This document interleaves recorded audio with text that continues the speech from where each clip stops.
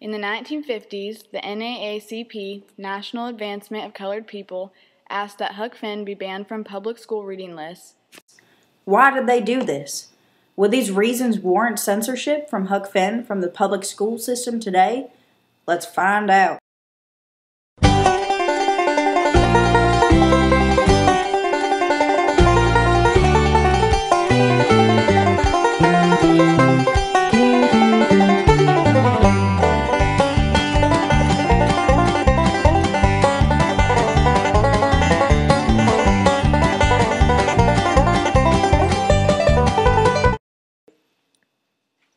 The 1950s was a time of great change in American civil rights.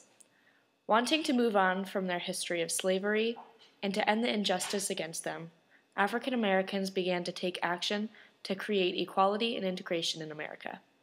African Americans grew extremely passionate about this movement to gain the opportunity and rights they deserved. In creating a new equal chapter for African Americans, something confining them to the persecution they once endured, was the book Huckleberry Finn. In 1954, during the court case of Brown versus Topeka Board of Education, the Supreme Court ended public school segregation. Because schools were mixed with blacks and whites, the book Huckleberry Finn was offensive because of the portrayal of African Americans. An example of an offensive idea in Huckleberry Finn is the part of the novel when Huck believes he will go to hell for helping an African American runaway slave.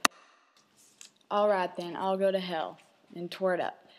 It was awful thoughts and awful words, but they was said, and I let them stay said, and never thought no more about reforming. I shoved the whole thing out of my head, and I said I would take up wickedness again, which was in my line, being brung up to it, and the other weren't.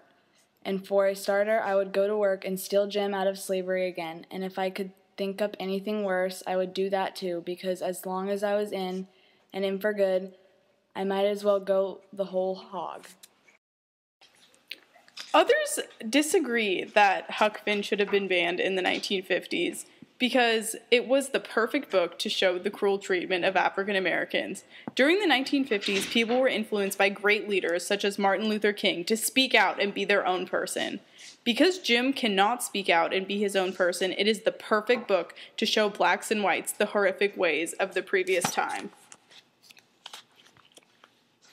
Jim talked out loud all the time while I was talking to myself. He was saying how the first thing he would do when he got to a free state, he would go to saving up money and never spend a single cent, and when he got enough, he would buy his wife, which was owned on a farm close to where Miss Watson lived. And then they would both work to buy 2 children, and if their master wouldn't sell him, they'd get an abolitionist to go and steal him. It most froze me to hear such talk. He wouldn't ever dare to talk such a talk in his life before. Just see what a difference it made in him the minute he judged he was about free.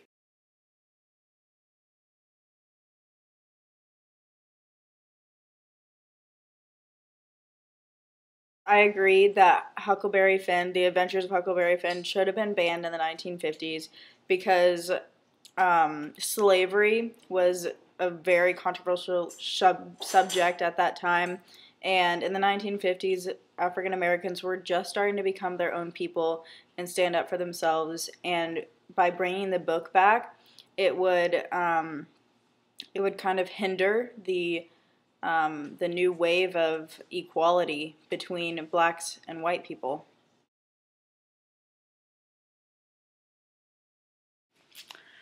I disagree that Huckleberry Finn should have been banned in the 1950s because if they were trying to abolish segregation, then Huckleberry Finn was the perfect book to show that. And I think that being in a classroom with intermixing blacks and whites and to be reading how cruel the white people were treating these slaves, and African Americans would just have really shown the kids how awful this was and how awful the things that their grandparents or even parents had done. And like an example in the book when Jim and Huck are just tampering with Huck and Tom are just tampering with Jim's life just to make their adventure more fun.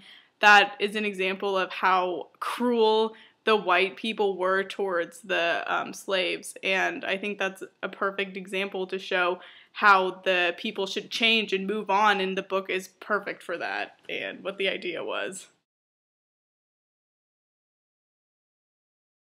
I agree with the decision to ban Huckleberry Finn in the 1950s because at such a tender point in history where African Americans were trying to create a new role for themselves in America, this book was a reminder of the slavery they once endured, and it gave others the idea that slavery was normal and okay at one point of time, and if it could happen once, it could happen again.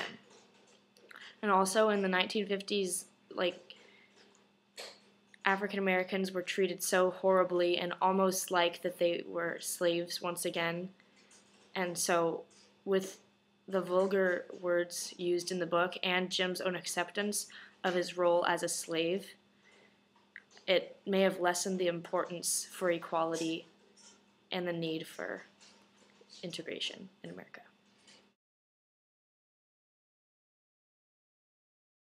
I disagree that the book should have been banned, because in the book, Huck shows that he thinks freeing Jim would be a sin, but he still listens to his conscience anyway, and I think that rebellious nature helps him disregard everything that he's been taught his whole life. And I think that the people who were for segregation wanted to ban the book because they didn't want to see the reality of a black man being equal to a white man. And at one point in the novel, Huck even realizes that Jim loves his family just as much as a white man, and I think that's the point where they truly become best friends, and he realizes that there's no difference between him and Jim, and I think that banning the book would have been a huge step back for the 1950s.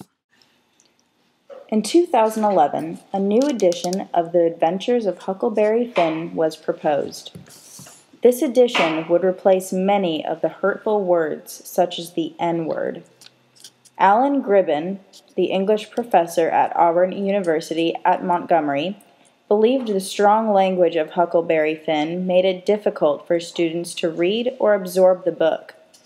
The publisher, New South Books, has been criticized for changing Mark Twain's classic words.